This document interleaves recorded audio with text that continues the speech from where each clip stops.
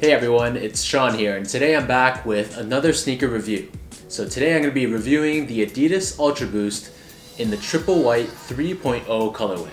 So for the Adidas Ultra Boost model, this marks the third iteration of the shoe. So the shoe debuted with the version 1.0, which was followed up by the gradient-like print of the 2.0, and now Adidas is giving us an all-new Primeknit weave pattern on these 3.0s. So the Ultra Boost 3.0 has slowly been making its way into stores as of early December.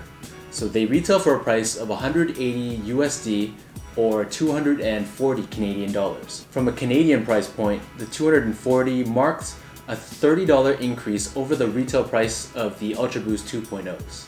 I managed to get my hands on these at the Champ store located in the Eaton Centre in Toronto.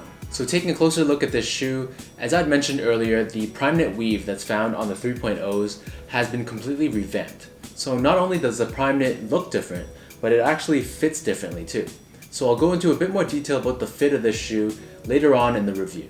So the base of this shoe remains white, but you can see these gray vertical lines going up and down the toe box, as well as running along the sides of the midfoot. So it gives this Primeknit a new and distinct look that is different from its predecessors. So the vertical lines on the Primeknit is actually raised. So what I mean by this is if you run your fingers across the Primeknit, you can actually feel those gray vertical lines actually protruding from the rest of the knit pattern. So the laces remain unchanged from your 1.0 and 2.0s, so we still have these white flat Ultra Boost laces. The very top of the tongue is outfitted with this 3M patch with the Adidas logo located right in the center. The shoe also features a white heel cup on both the lateral and the medial side of the heel, and on the lateral side it features the Ultra Boost branding in silver.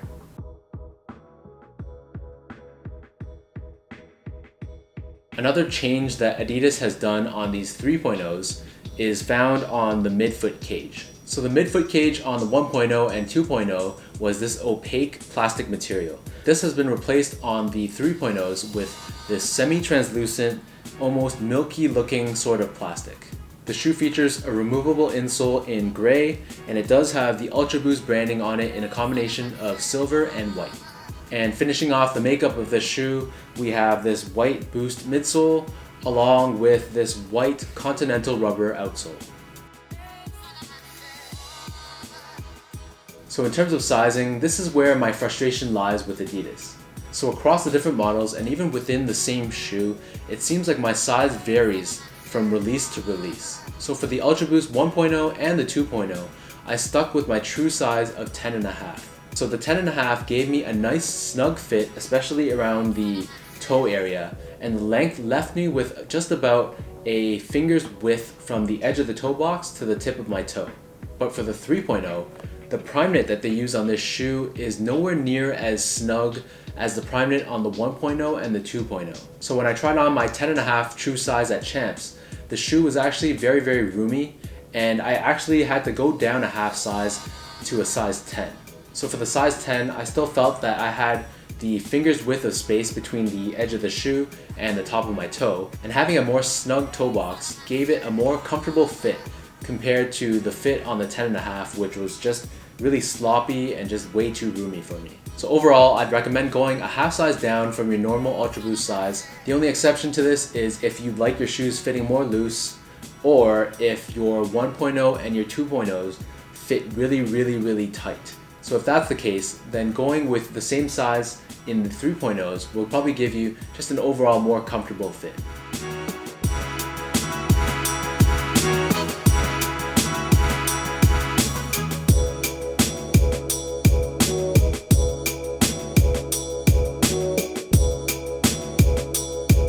So let's give you guys a look at how these triple white 3.0s look on feet.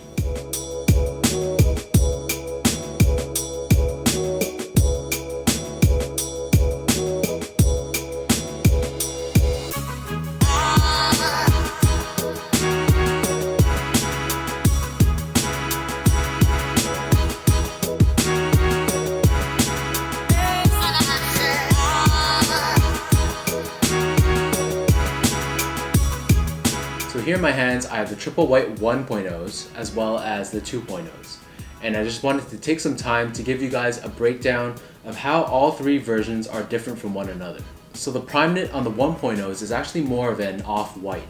So if you look really closely at the Primeknit, it's a combination of both white as well as like an off-white beige sort of color. The Primeknit used on the 2.0s is more of a pure white, so it doesn't have that same off-white sort of look, but instead on the toe box area it does feature that infamous gradient. So if you look closely at the toe box, you can see there's this ring that goes around the toe area that consists of this gray Primeknit weave.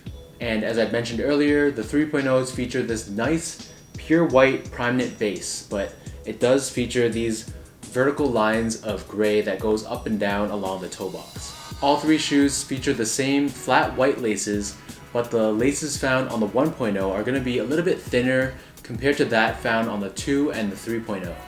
The midfoot cage on both the 1 and the 2.0 are going to be a solid white plastic. And I mentioned earlier, the 3.0 is going to be this semi-translucent milky sort of plastic.